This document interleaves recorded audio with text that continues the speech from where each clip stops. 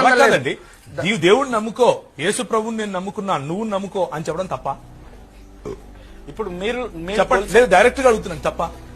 తప్పే సార్, తప్ప. అయితే ఉదయాన్నే ఎందుకని ఉదయాన్నే మా ఇంటి ముందు శుక్లాంబరధరం విష్ణు శశివర్ణం చతుర్భుజం అని పెడతారు?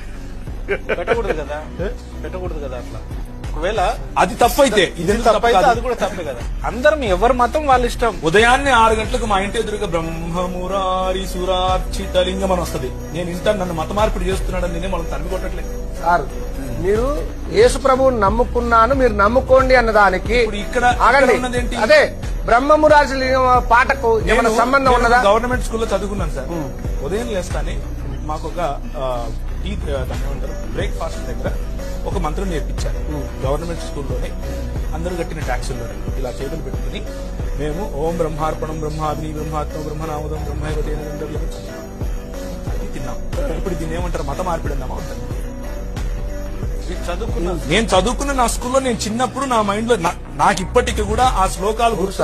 భారతదేశంలో హిందూ స్కూల్స్ కాబట్టి అదే చెప్పారు. హిందూ స్కూల్స్ ఏంటండి, గవర్నమెంట్ స్కూల్స్ అంటే గవర్నమెంట్ స్కూల్లో అందరూ హిందుత్వాన్ని బోధిస్తారు సార్. అది మీరు ఒప్పుకుంటున్నారు, ఏమని స్కూళ్లలో హిందుత్వం బోధిస్తాం, స్కూళ్లలో ఇంకేం బోధిస్తారు సార్? మరి అది మత మార్పిడే కదా మరి.